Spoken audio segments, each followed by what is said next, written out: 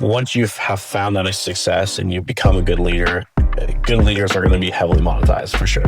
People that are good at what they do and they can lead organizations, they can lead their families, they're going to be desired by many. And you're going to create a solid business. So then once you're able to do that, how can you then use your logical thinking to where, okay, now I'm going to use this money to set us up, right? Like we're going to create the stability now for ourselves and then the people that I'm responsible for,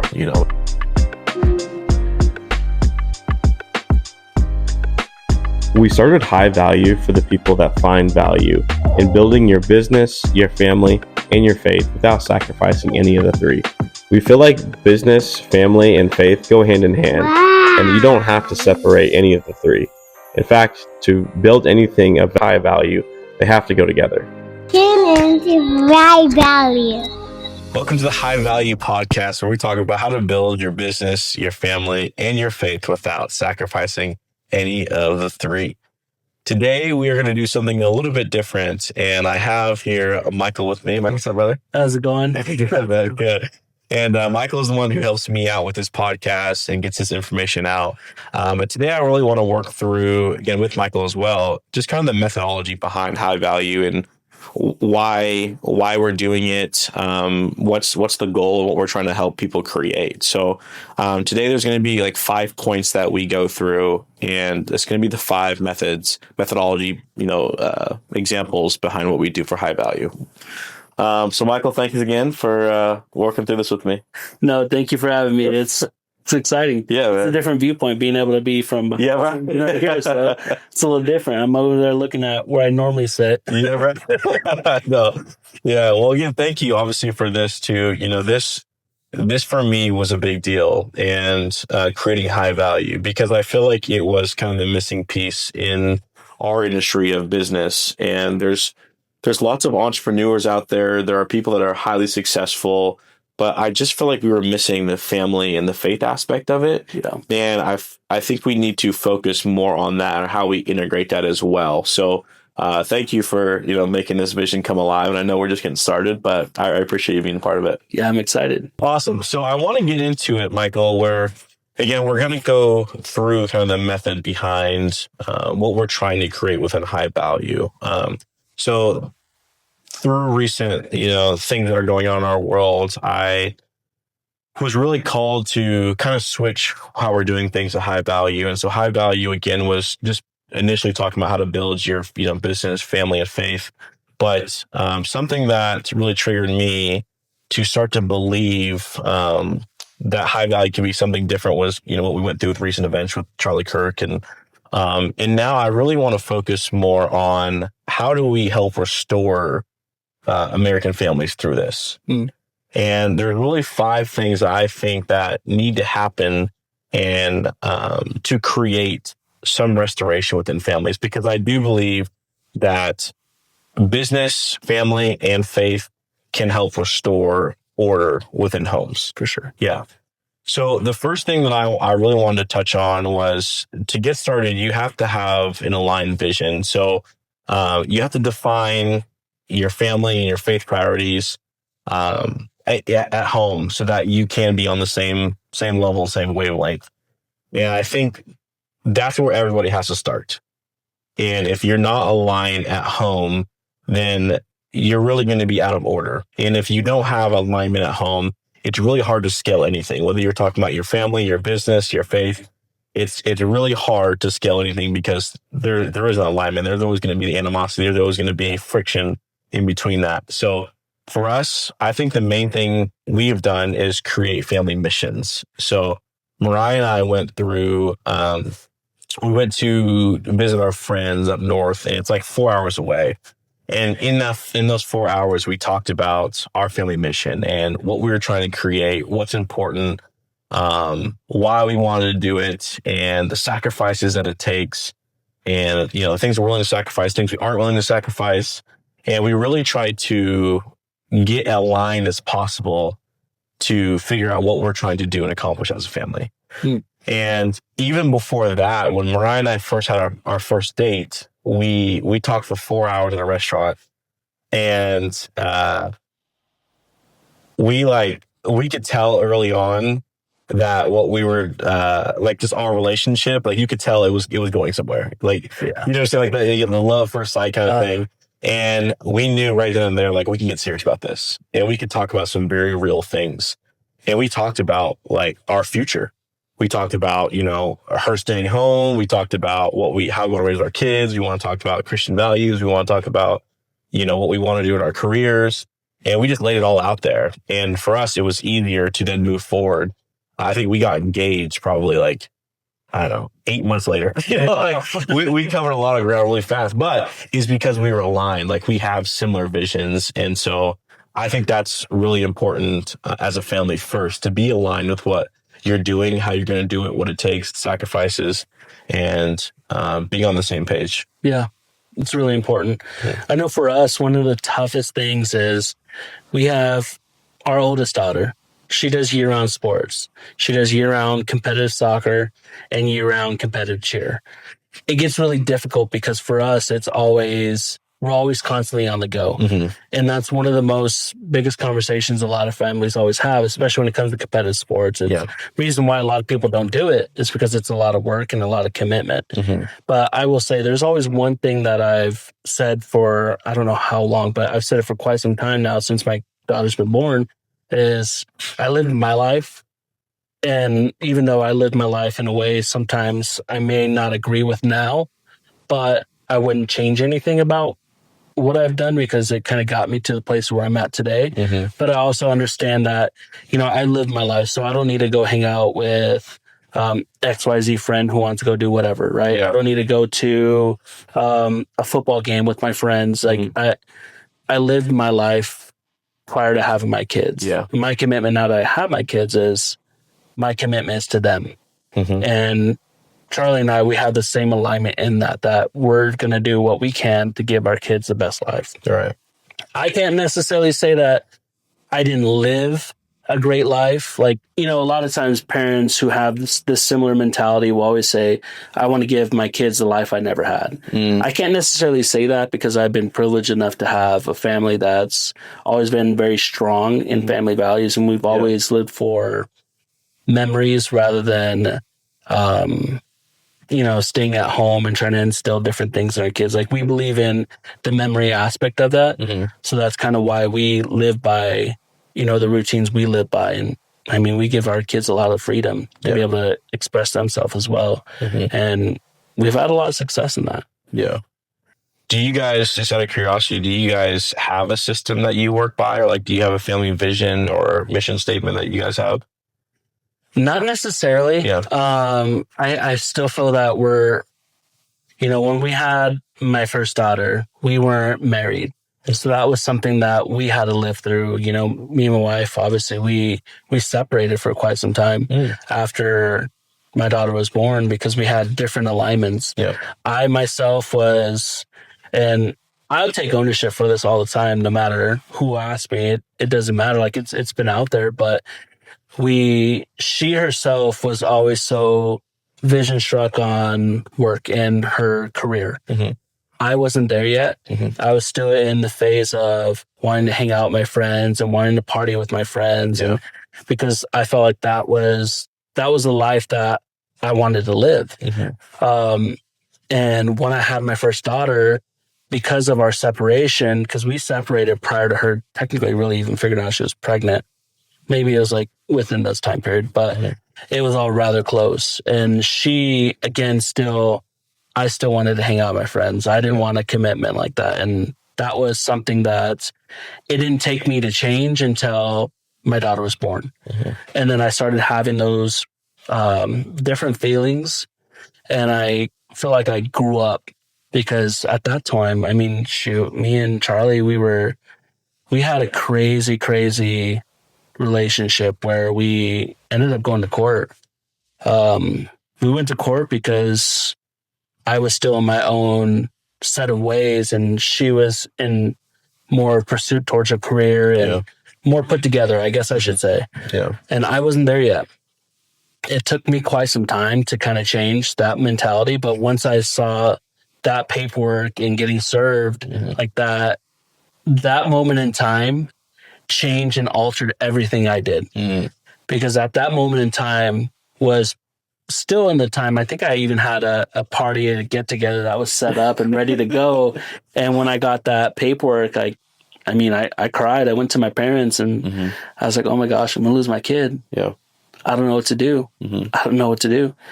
And ever since then, my life kind of changed and altered for the best. And I truly do appreciate it. Of course, a lot of it comes with church and, trying to follow God's plan for you. Yeah. And I truly believe that altered me. But I guess I'll answer your question. We don't necessarily have like a mission statement or anything because everything happened so fast when it came to our relationship. Yeah. And I think that's to this point of why being aligned is so important too, because I think, with your story, you guys probably could have avoided some of the, the pain that was associated with it, or, For sure. Just some of the things that you had to go through if you had those conversations and worked through it earlier. Would you agree? I agree. Yeah. I think, I'm also in the same sense to where, like, I agree we could have alleviated a lot of that pain, but I'm glad we had it. Sure. Because, without it, I don't really know where I would be if I wasn't served documentation. Like, if I wasn't served paperwork to say that, hey, you're going to have to fight for custody for your kid. Yeah. I don't know where I would be mentally. Yeah. Like, I could have been somewhere else. And honestly, if her and I never split up, I wouldn't have my second daughter today. And that, I don't know. I don't really have an answer for that, but I'm just really glad that everything kind of happened the way it did, because it allowed me to grow up and it allowed me to have, the family we have today. Yeah. Well, and it seems like, you guys have really thrived. We were just talking about, your kids and just how supported they feel. And to me, what you've done then is kind of realign with Charlie to figure out, okay, this is how we're going to raise our kids. We're going to support them in this way. We're going to believe in these things. And we have to be on the same page for this to be successful, and it seems like you guys have done well with that, and even with Charlie, how you guys having a daughter outside of that marriage, I'm sure, again, being the person that she is, the alignment that you guys have, she just like encompasses that too. Yeah. Like she's going to still treat daughter the same way and push her the same way and have the same sort of morals and expectations and values, things like that. Is that kind of what you guys talk through? Yeah. She's very adamant on making sure that Skylar feels the same as she treats Peyton and now Callie. So she doesn't treat Skylar any differently. And she wants Skylar to honestly understand that she loves her just as much. Yeah. And Charlie's she's a strong woman. Like it's really tough for someone to go through the type of relationship that Charlie went through in her years previously. And then with me and having the experience that we had in the separation, like that's tough. That's really, really tough. But it takes somebody strong to be able to step into her shoes and say, I still want to make this work if we can make this work. Yeah.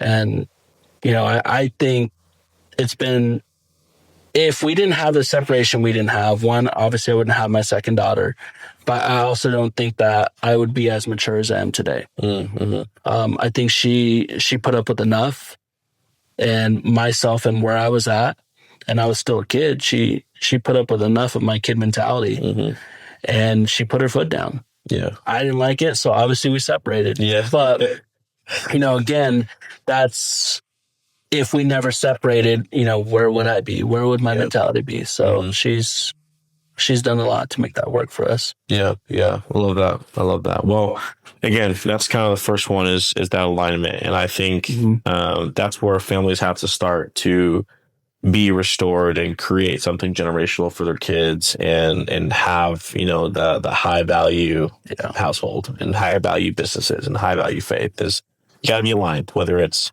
your business, your family, your faith. You got to have alignment with just the beginning stages of anything.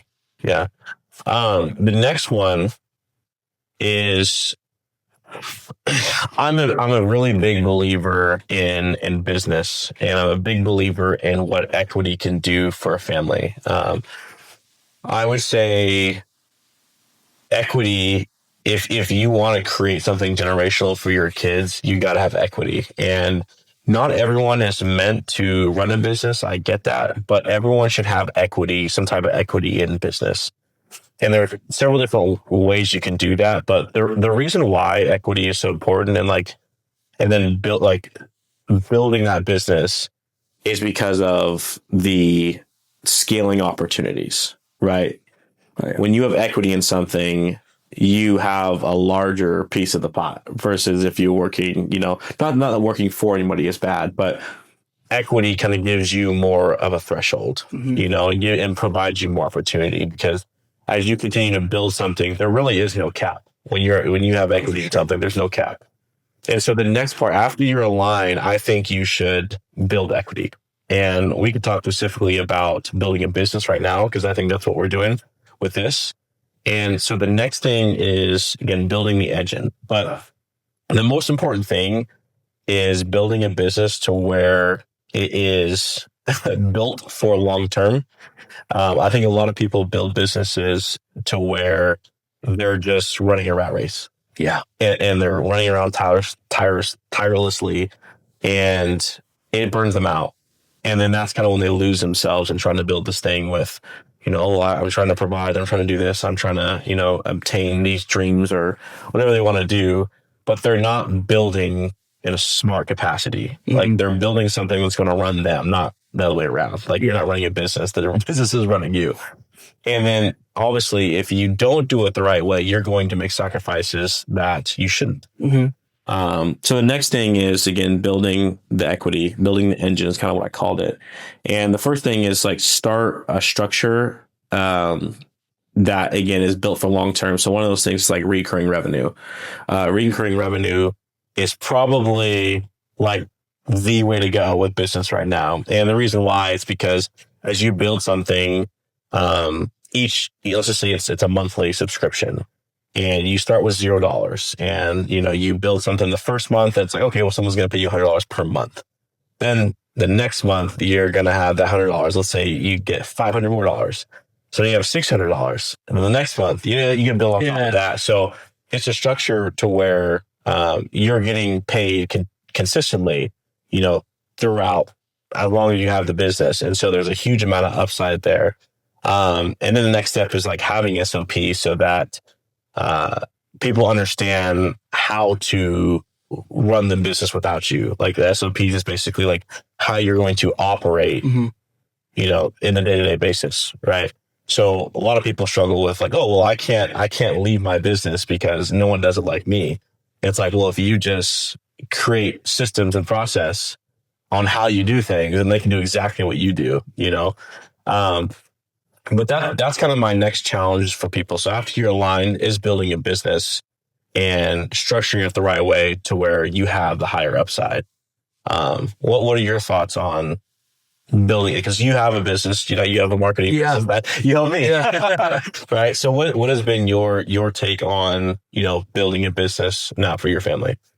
One of the most important things that I've kind of understood over time is working in a 9-to-5 and working W-2. The one thing that is a struggle about it is you have your set income. Mm-hmm. You're not necessarily going to make more for the most part, because most of my life has been working in salary. Mm-hmm. So when I work in salary, I make a set dollar amount. So regardless of what I do, I work past 40 hours. It's not like I'm going to get overtime. It's not like I'm going to work and make any extra income. Sometimes there are incentive bonuses, which is nice. But again, for the most part, you know what you're making. Yeah. So for myself and our family, one thing, enabled to have financial freedom, you have to, one thing that's nice about working for yourself, that your income is going to come off of your hustle. Yeah. Yes, no doubt. You want to make $2 million mm-hmm. a year, you have to go work for it. Right. You have to wake up, put on your pants and say, I'm going to go do what I have to do to make it happen. Mm-hmm. And you're in control of that. No one else is in control of that. Yeah. Life can happen, but you still are in control of, your outcomes for the day. And one thing that kind of inspires me is, I'm going to go back to my wife, is her. So she owns her own business as a hairstylist, and it's been inspiring because she has to navigate through different sectors that we haven't had to navigate in the past. By that meaning, if a client cancels, the difference again between working an hourly wage is if you're doing something on an hourly wage, and let's say you have a client, but you're still getting paid hourly. If that client's gone, you're still getting paid. Yeah. For her, it's if that client cancels, she has to fill that gap in order to, recoup more income. Yeah. You're not going to be able to make more if you don't fill that hole. But in the same sense, a lot of what I do is, I've worked with creators for quite some time now, and they themselves are their own business owners. Yeah. Because if you're doing this full time, you're making, and a lot of times in society, people will talk about how, creators, when TikTok was getting shut down, one of the biggest conversations, oh no, they got to go find a real job. Yeah. But it's like, in reality, you're getting paid from a company from going live or making content or brand deals. That is a business. 100%. You have to pay taxes on that 100%. income. Yeah. So it's been one of those things where it's trying to talk to them as myself. It's interesting when you have a business, but you're also talking to others who have their own business and you're trying to help them scale their own business as well. Because as what I do, a lot of times I'm talking to people who have a massive impact and influence within their community, but it's like, okay, how can you now scale your image into something that's more profitable? Yeah. And what you're talking about having that subscription model and different things that have recurring income is huge and massive, especially in this space for sure. Yeah. Yeah. It's gotten to a point now where I truly do believe that everybody should be involved with business. And that's kind of what I'm trying to say. I feel like I was a little wordy early on, but what I'm trying to say is everyone needs to be a part of business. Yeah. And nowadays, anyone can create a business in the non-traditional sense too, even like content creation. We've talked about that a lot. And there are creators now that have grown huge audiences, and just to see like where the world is headed. Like I remember seeing like, Mr. Beast is on like Monday Night Football. So, it's just like how did we get there? I'll tell you one thing. Charlie and I were watching, was it Monday Night Football? There was Mr. Beast there, and then there was also Destroying. Yes. And he was sidelined. Exactly.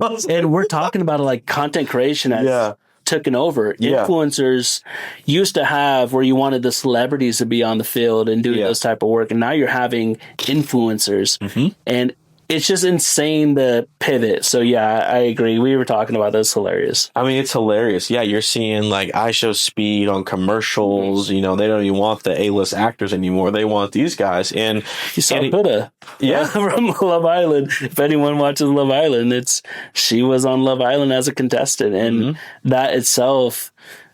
They're now influencers, and she was the opening segment into football. It's wild. It's wild. Yeah. And that's why, and it's understand, like, I understand like most people that are going to build that type of business or content are not going to scale it to that much, like to that level. And that's okay. But can you scale it to the point where it is still providing for your family? I think you can, especially when you're aligned with something that you want to do. And again, that's why the alignment starting out is so important, because even the business that you're going to build, it has to be in alignment with what you and your family talk about. But there really just isn't, and you can still build a business in the traditional sense to where, like, again, we have a cleaning business, like, has nothing to do with it has something to do with content creation, but it's not like a content style business. Like, we go out there and provide a service for people.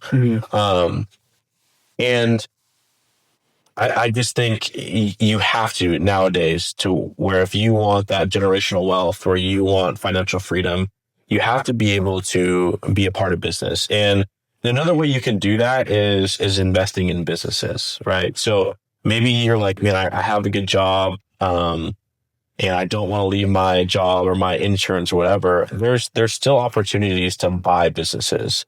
And I feel like that's not being talked about enough. I've kind of gone down the rabbit hole of buying business, things like that. But you really can purchase a business that is already functioning, and if you have the right people in place and you have the right leadership, which we'll get into in a second, then there's a business that can function without you and without you as far as the day to day. And that's a whole nother idea that I think people should look into, because maybe you have a stable income, maybe you are making a good amount or have a good amount of savings. Okay, maybe you don't want to run a business, but can you have equity in this business that is being run by someone else? So, and then stocks, stocks is, small levels of ownership. That's something that we don't talk about enough as a family too, is how we invest, whether it is through the stock market or through the private markets. But I would say, man, that the way people could start is the content. And I think if you make content around what you love and what you're already doing on a day-to-day basis, and then figuring out how you can monetize that, because now there's so many different ways you can monetize it. Can I ask you a question? You can ask me a question. So, I mean, we look at business. Business is very, very important. And I feel like since COVID, a lot of entrepreneurs have grown. Yeah. That space has grown massive. Yeah.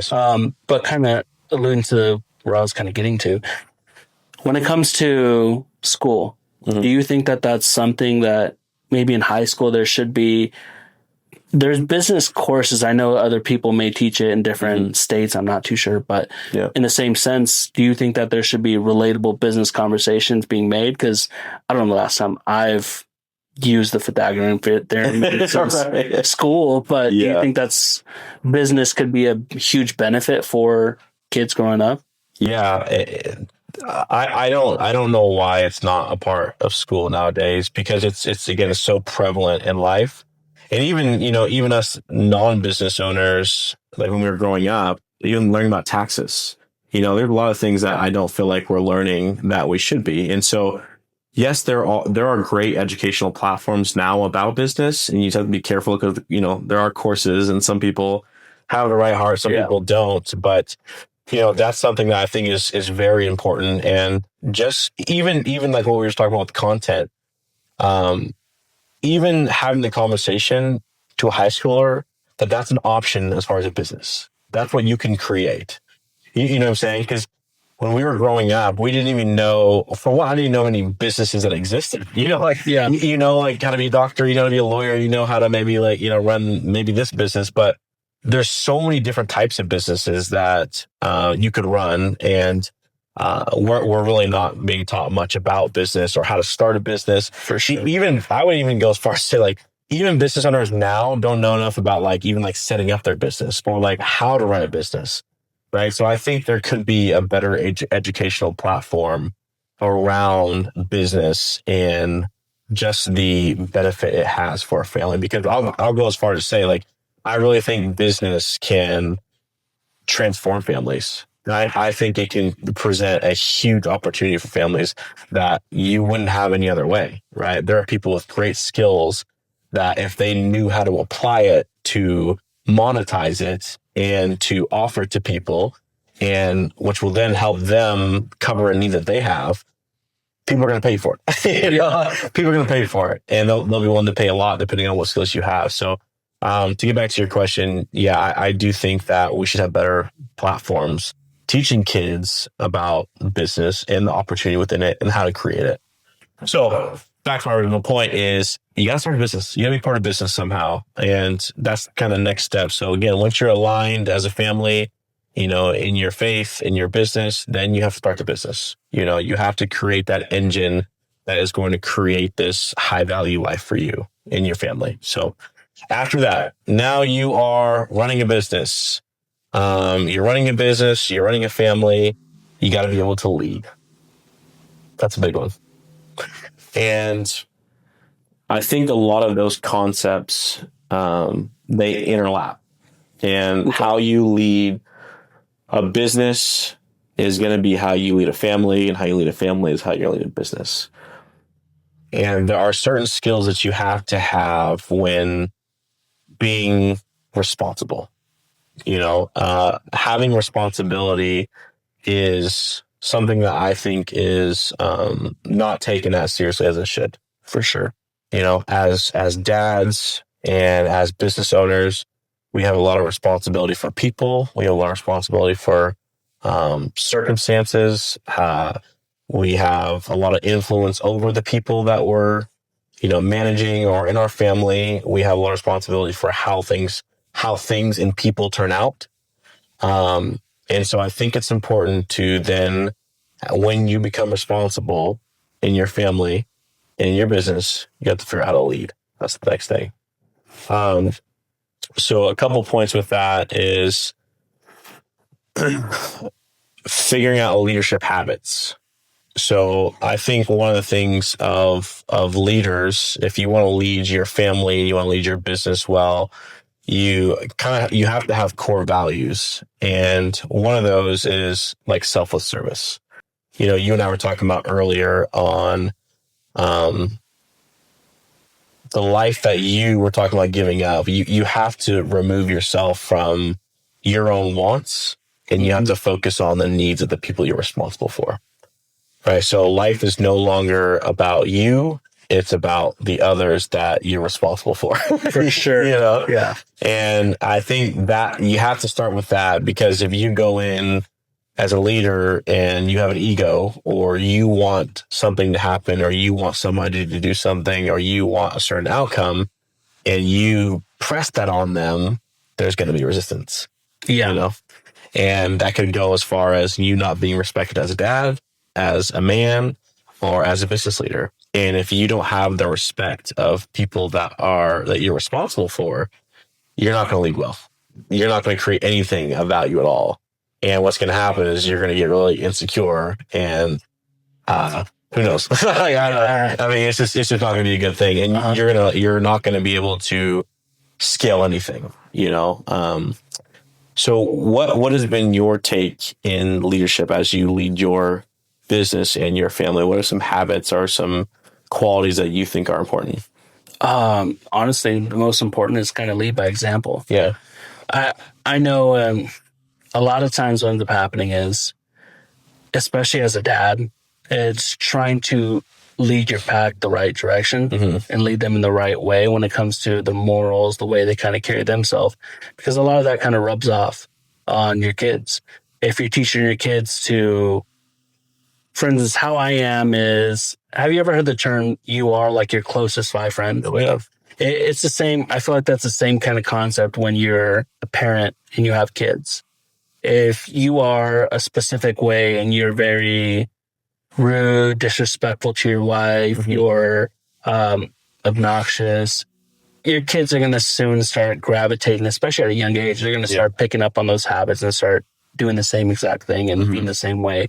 One thing I want my daughter to always understand is, if I'm a crappy dad, I don't want my daughter to ever think that that's the way, or she's going to actually have the interpretation that that's how dads are. Yeah. That's how all dads are. Yeah. I want her to feel that I'm a dad who cares, I'm a dad who loves her, and I'm a dad who's there for her, because kids are very impressionable. Yeah. Especially at a young age. So for us, it's lead by example is one of the most important things for us, because if we're not showing them how they should be treated, and especially as a daughter, I mean, I have 3 daughters. That's where I'm at. I'm a girl dad. So for me, I have to,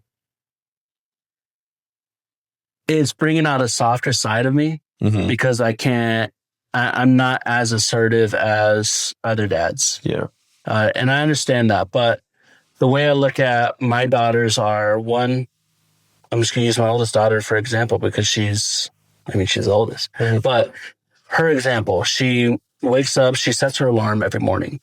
As an 8-year-old, she sets her alarm, she gets up, she's self-sufficient. She'll warm up her own pancakes, and she'll have her protein shake that she has to have in the mornings. And she is a good student. She's always raising her hand in class. Her teachers always say she's like the teacher's pet. She raises her hand. She has all the answers. She listens. She wants to do good. She goes to practice. She goes to sports. She loves her sports. She always wants to train. She always wants to. You can't have a lot of times you say you can't have everything being perfect. Perfect is really it. There's no such thing as perfect. You strive for it, but nobody's perfect. Yeah. But when I look at my kid and the way she is, she strives for perfection. And it's not because she's trying to get a compliment from me or a compliment from her mom, but that's her own values. Mm-hmm. And I think that the reason she has that is because she sees her mom being successful. She sees dad trying to do things in a successful manner as well. Yeah. So I feel like us being able to lead by example is definitely rubbing off on her, because now she's having different values as well that aligns with a lot of the things and directions that we try to, impose. Yeah. So I think just that leadership style in general is really what has helped us as a family. Is being the example. Right. Yeah, the main thing, the best thing leaders can do is developing systems. And I think that's the main responsibility for leaders, is developing systems that lead to good, that lead to great. And whether it's business, whether it's family, like you're talking about, you've created some systems in your family to where, your kids, your wife, they can all succeed. Like they can be their best, And I think it's the same thing. Again, that's why I think they're interchangeable, to where in business, if you want something to be efficient, you got to have good systems. And if you want your family to be successful, you got to have great systems. And so that's why this all ties in, because you got to be alignment. So when you're aligned, you know exactly what you're trying to accomplish or what's important to you. And then you figure out as a leader, what systems can I create that are tied to this alignment that we have, this outcome that we want. And so you have to look at it from a lens of what is going to be the best thing for this family or organization or my faith. Right? You can do that for your faith as well, or the church, or whatever it may be. And that's why the responsibility is so great. Mm-hmm. That's why leadership is so important, because if you don't have leaders that are aligned with the people they're responsible for as well, then again, there's this animosity, this friction, and people are wanting to go different directions, or they're going to leave your organization, or they're going to talk bad about you, or, people are going to see and they're like, oh, I don't want you to be a part of this organization because you're not very good at, even what you're doing in your own home. Yeah. And I truly think if we had better leaders, we would have better businesses and we would have better families. Yeah, very true. Yeah. I think one thing we did that was really early on, one thing we did to instill in our kids is we're very family oriented. So family first is one of the most important things for us. Yeah. So as my daughters were growing up, they kind of grew up in like a basketball gym, because my brothers were always playing at that time. In high school, they had high school football and high school basketball. So we're constantly AAU. We're in a gym. We're kind of just showing them that we're there to support my brothers. We're there to support their uncles. We're there to support. And I think once we continuously show that we're supporting each other, that was kind of the value process, I guess, in a way that helped us, kind of imprint that family first mentality.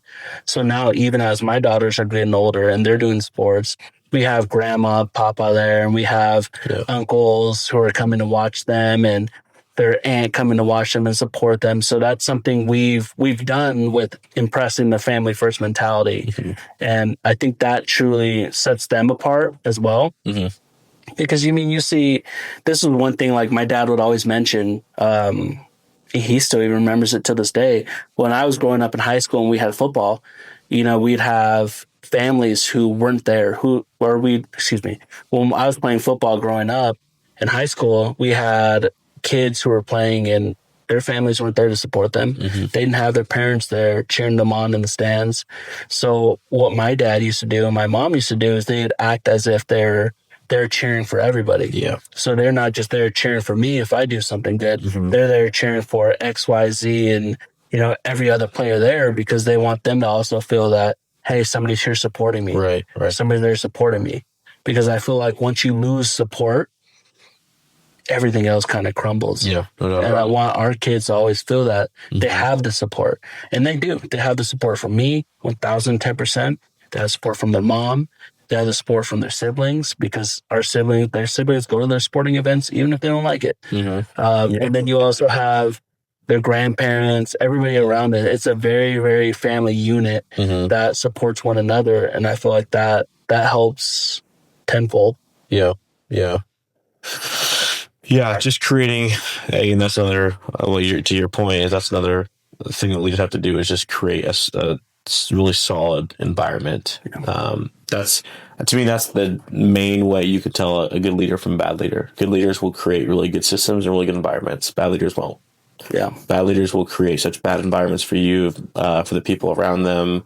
They're very egotistical. They want to see a certain outcome, whether it be their kids. We talked off camera about some of the parents that are, living through their kids. Maybe they didn't have the same ability. Maybe they want them to grow up and be a major league whatever player, and like that's what they're trying to push them to do, but they're not doing it in a healthy way. Like they're not leading their kids well. It's like, well, why don't you just create the systems to get them there, right? Like I think of a buddy of mine, Cooper Cup. Coop. Yeah. I think about Craig, and I'd love to have Craig on here too, but I think about the systems that Craig created for Cooper to help him thrive. Like Cooper naturally wasn't the biggest, the fastest, the strongest. Like Coop will tell you, we were all much bigger, faster, and stronger than Coop. And I really do. I would credit a lot to Craig and his family too, because they've paved the way for Cooper, because Craig and also Jake, the grandpa, were both in the NFL. So they understood the systems, and instead of pushing Coop to his absolute max, you got to get to the NFL. It was like, hey, this is a system of how you get to the NFL. You can either choose to do it or not. Coop chose to do it. I was around Coop enough to know that Coop chose that system and it got him there. And so, again, our job as a leader is to create those systems that align with the outcome that we want, not to push the outcome on them, right? So if you want your kid to be a successful business owner and be a successful athlete, whatever it is, just create the systems for them to then follow that path to get there, Yeah. And if they decide that they don't want that and they don't want that to follow that system, okay. If they want to do this now, okay, figure out as a parent and as a leader, okay, what system aligns with getting them there to that goal, right? Or an organization to that goal, right? Leaders are so important. Yeah, I mean, it goes aligned kind of similar to an example I always tell parents too, especially in soccer, is when I first started coaching my daughter, we were rec league, but the thing at the time in my mind was, okay, this is how I want my daughter to perform, right? So at first, when I first started coaching, because I was coaching high school football at the same time. So when it came to high school football, the way you coach those boys is you got to get on them. Yeah, right. You got to make sure that they know you're there and they're doing what they need to be doing. But I started seeing that I was acting the same way with younger kids. Yeah. And with my daughter, I'd get on her. Yeah. Like it'd be the car rides and I'm over here telling her, well, why'd you do this? You should have did this. Why are you not doing this? Why are you making those mistakes? And what I noticed, and this was something even my dad would tell me, is like, hey, dude, your daughter is your daughter. She's not going to see you as coach. She's going to see you as dad. Right. So when you're getting on her, she's looking at you, to see if you're upset with her, because now those car rides are no longer it's coach telling me what I should be doing. It's dad telling me you're really hurting her and breaking her down. Yeah. And after a while, I started trying to see, okay, is this really what's happening? And I started noticing as she would make a mistake on the soccer field, she'd immediately look over at me to see what my response is. Am I shaking my head? Am I like, oh my gosh, are you kidding me? Like she's waiting to see how I'm responding. At that moment in time, I was like, okay, what am I doing? What am I doing wrong? I'm doing something wrong here. And I quickly changed the way I was approaching it, because then my daughter, it's not like she was enjoying what she was doing. Yeah. It felt like she was trying to impress me. Right. So after a while, I started slowly moving away from that after it kind of hit me that I am not doing what I should be doing, especially as a leader. There's one thing to be a leader as a coach. It's another thing to be a leader when you're a parent. Yeah. And doing both is tough. Right. So I stepped back and said, okay, you know what? I'm no longer going to be this type of a parent. I want to be more encouraging. Let's go. Way to go. Keep it up. As long as you're giving, and our conversations always are now, as long as you're giving the effort, you're not going to hear a complaint from me. You're not going to hear me upset. Right. You lose, because at the end of the day, a lot of times what parents don't realize, especially in youth sports, is losing helps your kids. It really does. Because if all you're used to is winning, you're never going to be used to adversity. And sports, I've always been a huge component for competitive sports, because at a young age, what it does is it instills values that a lot of times we can't just teach our kids, because they go into a sport and a lot of times, sometimes they fail. Sometimes they get beat. Like my daughter, I'm not going to say she's always beating everybody. A lot of times she isn't. There's times where she struggles, because she does play 2 age groups up at times. So she's played against, there was a tournament a couple months ago we played in, and she was playing against girls who are in 5th grade as a 3rd grader. And she was this was her first time she felt somebody who was faster than her. Because she's usually one of the fastest on the team, and the fastest she's going against. If she's playing somebody, she's typically faster than that player. And she understood that. She got beat a few times. So like, I'm watching her play, and then I see, as a dad, it's fun to watch because you see her get beat, and then you see her start getting so close to the player and backing up a little bit. So she's like mentally trying to think, how can I overcome this? Yeah. And that's something you can't just teach a kid without putting them in that type of an environment. Because for her, she understood mentally, as an 8-year-old, I got beat. Now I got to think about how I can prevent that again. Right. And that strategical thinking, dude, it's going to set her up for success when she gets older, because life isn't fair. And I mean, a lot of people who work in the working class, especially when it is a W-2 or a 9 to 5, when you go into job interviews, a lot of times you may not get that job. And if you're not prepped for adversity, that may hurt you. Yeah, right. That may suck. It may be a struggle for you. But one thing I love about competitive sports and seeing what it does with like my daughter is, I hope when she gets to this period in time, when she's older, she's been through adversity. She's been through the struggle. She's been through different things that has prepped her mentally to be able to prepare for it. So when that does happen, if she doesn't get a job, she can say, okay, cool, next one. Yeah. On to the next one. Right. So. Yeah. And again, that takes leadership to create. I mean, that doesn't come natural to kids, especially. And you gotta be able to set that up for them first.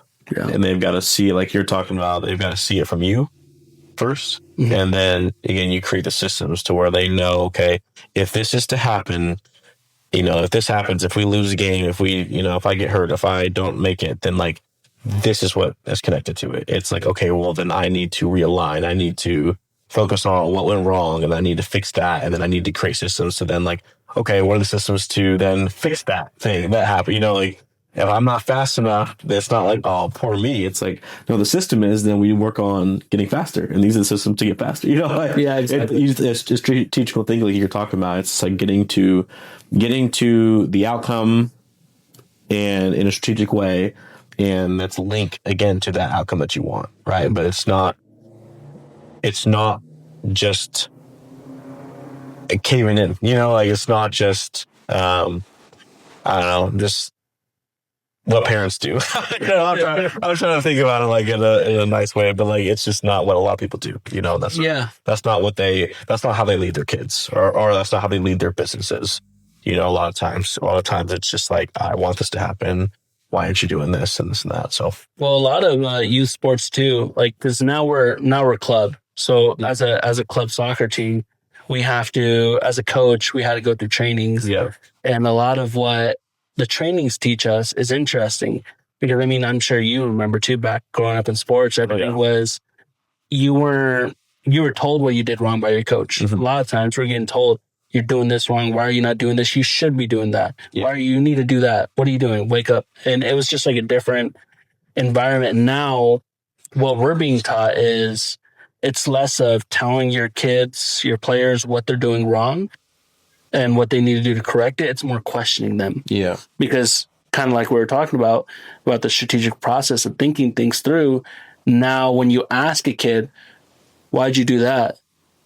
It makes them think why they did it. Right. What could you have done to do better? What do you think you could have done to do better? Now they have to strategically think about what steps they took or what other steps they could take to potentially, do better. So it kind of has what you're saying. It's it's a huge shift. And I think that's actually more beneficial, truly. Mm-hmm.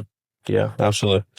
Well, let's get into the next one. The next one is number 4 is then once you are aligned in your vision and then you built that business as the engine, for your high value future, and then you personally learn how to lead well, lead your family well, lead your business well. What's going to happen is you're going to find yourself gaining wealth. You're going to make some sales on the business side. You're going to develop a bigger business. And then on the family side, you're going to develop, strong relationships and connections and community, things like that. So with scaling wealth, let's talk about monetarily. How I think the thing that needs to happen is then learning how to invest your profits into that generational wealth. That's kind of when you start to focus on the future. Use your skills as a leader, your habits as a leader, to then set your kids up, your kids up, and just provide a significant future for your kids. And so with scaling wealth, a couple of things is like acquisitions is a big one that I'm really into. And again, it goes into buying like the equity piece again, to where once you have the wealth and the monetary value to do that, I highly encourage, looking into acquisitions of other businesses, because then if you as a solid leader are starting to acquire these businesses and use your frameworks and you become a great leader, you're going to affect a lot more people.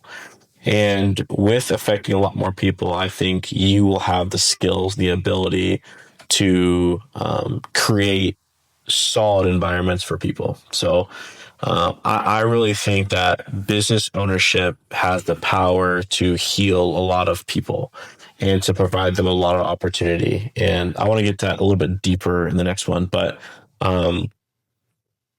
there are different ways you can invest. And I think, people talk about the real estate, people talk about acquisitions and the stock market, but scaling the wealth, that means you have a sole focus, like you are focused on the scaling to make sure your kids are taken care of forever and your kids. And so there has to be this level of understanding on how to do that. Yeah. You know what I'm saying? And once you get money, it's not to just spend on vacations and cars, and you could spend it on whatever you want because you got money. It requires a good leader to scale wealth, because you have to think about things strategically, and you have to learn about trust and your will. And that's something that I highly encourage people to do once they have obtained that, right? I think we're still in the phase of like, we're scaling our business, and we've got some resources, and we're starting to try to scale our wealth to where like we're buying some businesses or making some investments. But yeah, just taking a step further, as the leader and as someone who wants to create, this high value future for their kids and for your kids and your businesses and the people around, you have to focus on, again, the needs of the people that you're responsible for, instead of your own personal desires to spend money on whatever. Yeah. Do you guys think about how you strategically set your kids up? Like, do you guys think about different plans on how to do that, or different investments or things like that? To be entirely honest, yes and no. Mm-hmm. So we also are slightly different, I should say, not so much, but one thing we're big on is experiences. Yeah. So like for us, we used to go to Disney every year. And the main reason was because we always wanted our kids to have that experience. Yeah. Disney as a dad, I mean, it's cool a couple times, but then after a while, you're doing the same thing over and over. Yeah. But in the same sense, the kids don't see it that way. Yeah. The kids see it as that experience. They get to go enjoy their time. Now, mind you, that is at the smartest when it comes to investment and putting money aside. No, it's not. Mm-hmm. I mean, Disney itself is expensive. Sure. Yeah. We're typically spending anywhere between $10,000 to $15,000 every trip when you go, because you have to pay for the plane tickets, the car tickets, inflation, everything rises. It's getting more expensive. So it's not the easiest. And we do know that too a lot of times. But one thing I always look back as a dad now, when I remember times with my family, a lot of the things that I remember are our memories. When my dad would take us to go boating, when we would go to Disney, or when we would go to Hawaii, like these different experiences that as an adult, I look back and I'm like, oh man, that was such a good time. That was such an amazing time. And I want to give that to my kids. Now, again, working like a 9 to 5, it doesn't necessarily make that plausible, because it's really difficult to be able to, do those type of things. So I guess for us, like, we're very experience based, but we also, like, our daughters, once you get 6, if Chase is watching, Chase Banking, they allow you, when you turn 6, you're allowed to get a bank card for your kids. So our daughters have bank cards, and we'll teach them the value of being able to make more income. So like, we'll do chores. If you do your chores, you can get an allowance, different things that like my parents used to do for me, and it helped me strive for. One thing my parents used to do was, if I got an A, like, we'd get rewarded for getting better grades in school. Now, sometimes people would say, that's not the best way to do it. But in my mind, it made me want to study. It made me want to get better. And like, I wanted to, when I had a test coming up and I knew it was 25% of my grade, I made sure that I studied, because I wanted more. I wanted something to go buy myself a new pair of Nikes or new Jordans. Like, it was just different values that my parents try to put in place for us to strive for. There's a thing in sports where you're hearing parents talk about, don't, because there's a lot of what grandparents will do days today, and even parents, they'll pay their kids for what they do in your sports. That, hey, if you scored 5 goals, I'm going to give you $5 or $10 or whatever, right? And what that does is, there's a positive and there's a negative. The negative, or the positive, is you're making your kid strive to give it 110%. So that's a positive. But then the negative, of course, from a sports perspective, now the kids end up wanting to be a little bit more ball hoggish, because they want to get that. They want to get that fifth score, wide open pass. They're not going to make it. They're going to take it so they can score. So it has its negatives, sure. But what it still does is it instills different values of effort, hustle, giving it 110%. Because again, when it comes to our daughters, if they go pick up poop outside, the dog poop, then they can get a few extra dollars added into the bank account. And for them, they'll do it because they want that. But it also teaches them too, because my wife took Peyton to Ulta, and for her, she wanted extra stuff. Where's your debit card? Do you want to use your debit card? Are you sure you really want to buy that? That's $22. That's not, that's pretty expensive. Are you sure you want to buy that single item for $22? And for her, it's like, now you got to make a decision. Am I going to spend my money that I worked hard for, that I went out and picked up dog poop for, that I cleaned my room, that took me multiple hours to do? Do I really want this skincare? Because my daughter, she's into skincare now. So it's, it's a different thing. But those are like choices that you have to now make. And that all comes from, just what you're kind of asking is, having them understand the value, truly to understand the value of $1 and what that really costs and what that looks like. Yeah, it's a skill, and I think that's why only so many people are able to scale their wealth, or what they do is they kind of shoot it away, right? Like we see a lot with like athletes where they make all this money, and next thing you know, they're like filing for bankruptcy. It's like, and us like normal people are like, how did you have like $10 million? You just had a $10 million contract. Like, how are you broke? Like, if I had $10 million, I'd be the rest of my life, And so that's why I think, again, the next like it's like a high value skill. That's again with what we're trying to do here is that's why it's important to have that education to understand what to do with once you obtain wealth and once you know start this business and you're starting to make money and you're starting to have success. You know, how can you utilize that money to again create something generationally for your family and to make sure that you have that stability, because that's what we want. And that's why business ownership is tough at first, because there's a little stability, you know, unless you are just lucky out the gate to where like you hit it big and you have this business that boomed right away, you know, and there's laws in that. And you have to figure out again how to invest, because obviously some of it has to go back to your family, you know, to create some stability. But with you not knowing how much you're going to get paid, like that creates, you know, some anxiety a little bit inside of you. But once you have found that a success and you become a good leader, good leaders are going to be heavily monetized for sure. People that are good at what they do and they can lead organizations, they can lead their families, they're going to be desired by many. And you're going to create a solid business. So then once you're able to do that, you know, how can you then use your logical thinking to where,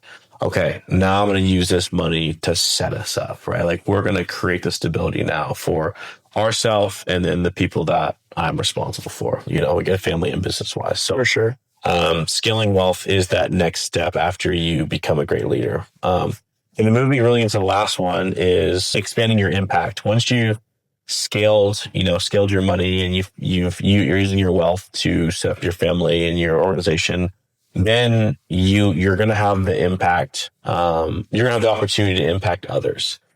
And the thing that I really want to focus on here, high value, is creating wealth, showing people how to create wealth, and then creating great leaders.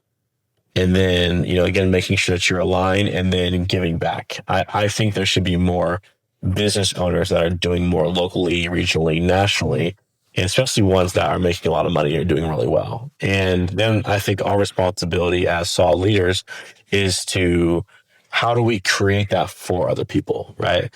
That goes along with the selfless service, because once we can get to a point where we're making millions, right? It's like, okay, cool. Like I made it. It's all good. Like we can enjoy this with my family the rest of our lives. It's like, well, no, I think the next step is the end. How do you help create that for other people? How do you educate them enough to do what you just did? Because most people don't have solid leaders around them. So therefore, if you're a solid leader and you've created a solid business, you've created a solid family, why not share that knowledge to other people so they can do the same? Because that's how you're going to help restore America, the world, your communities, all that. And so that's why I think business is such a high value skill, and it creates a high value person. So once again, you've helped create that for yourself and your family, spend more time creating that for others. So whether it's your organization, so it's your business, you know, people work for you, maybe you have 5-6 businesses because of your investments. You know, how can your business be utilized for an educational platform to then help build leaders within your organization, your businesses, right? And how can you get them from, you know, the general laborer to a manager, you know, to where like they have some leadership skills? And how can you get them from the manager to the executive to where they're overseeing an organization too? And then how do you get them from there to then an investor to where they can also invest in things and create wealth and then set their own families up? And then because they went through your process, they're going to do the same thing for someone else. Yeah. So it's just like a reoccurring thing where you're creating really solid people that care about making impact, but they also care about, making good families, but making good money. You know, like there doesn't need to be the disconnect where it's like, sometimes in the Christian faith, I feel like people have a mentality to where it's like, oh, you're a Christian, so you give everything for free. You don't have to make that much money. You know, even people that work for the church, like, don't make any money. You know, like they don't.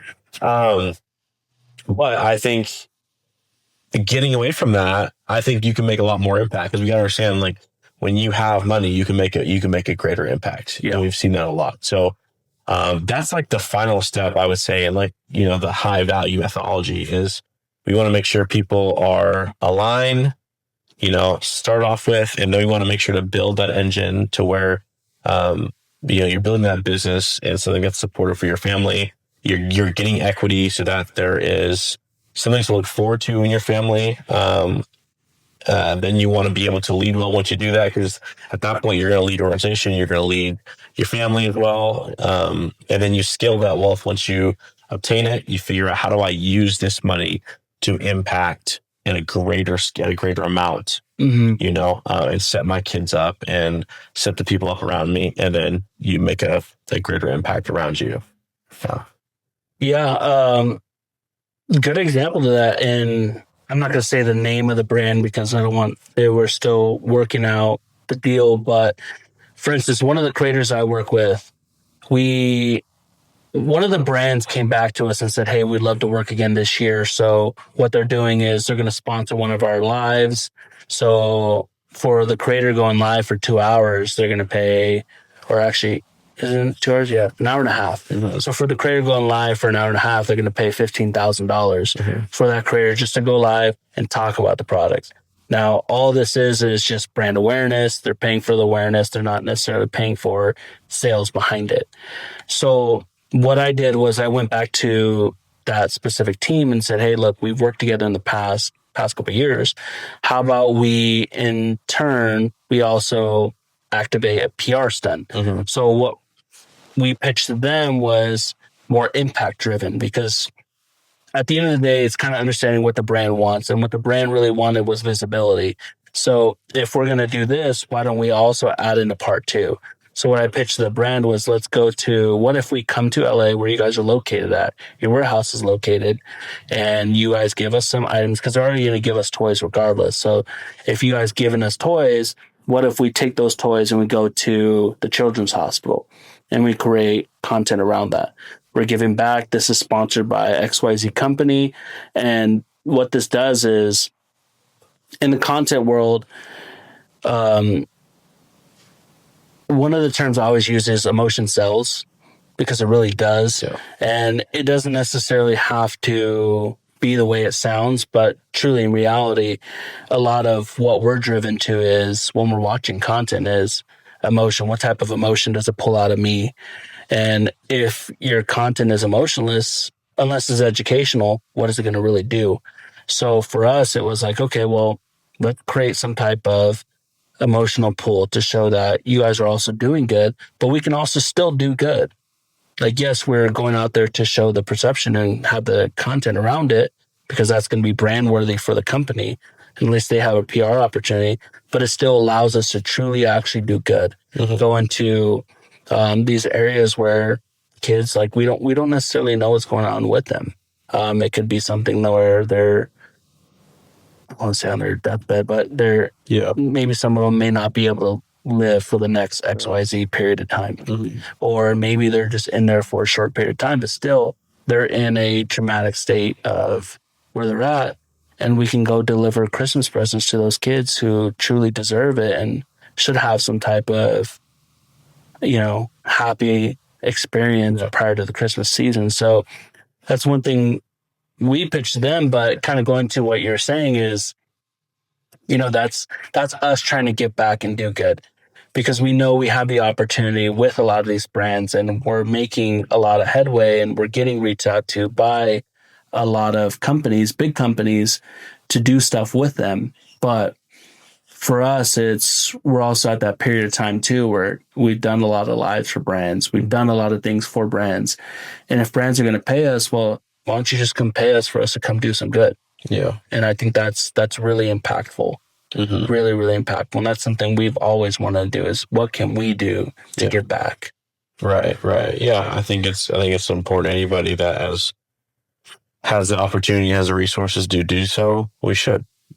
We should always give back, and not even just give back, but help develop. I mean, we really should focus more on development too, because that's how we're going to restore, order in our country, in our world. Is money does solve some problems, but leadership solves more.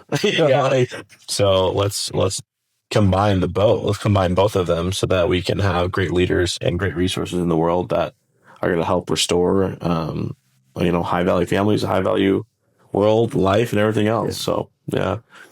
Well, thanks, man. No, thank you. Yeah, for sure. Yeah. So I feel like those again are the five pillars to create something of high value, and those those pillars are going to help create a better family life, a better business life, a better community, a better, country, a better world. So, yeah, thanks for just kind of talking there with me. And Yeah, no, thank you. Thank you for having me. well, where can they find you? Where you can find me is you can primarily find me anywhere, but for the most part, Instagram and TikTok is where I post most of my content. And that's at The Blessed Dad. Yeah. I don't know. I think I'm going to keep that name. It's something that I love because it truly encapsulates what I am. And yeah, amen. Dad first, for sure. Dad first. Awesome. Well, go follow Michael. Go see what he's up to. Again, he's the one helping me out this podcast. So, yeah, I appreciate you guys coming, and we'll see you the next one.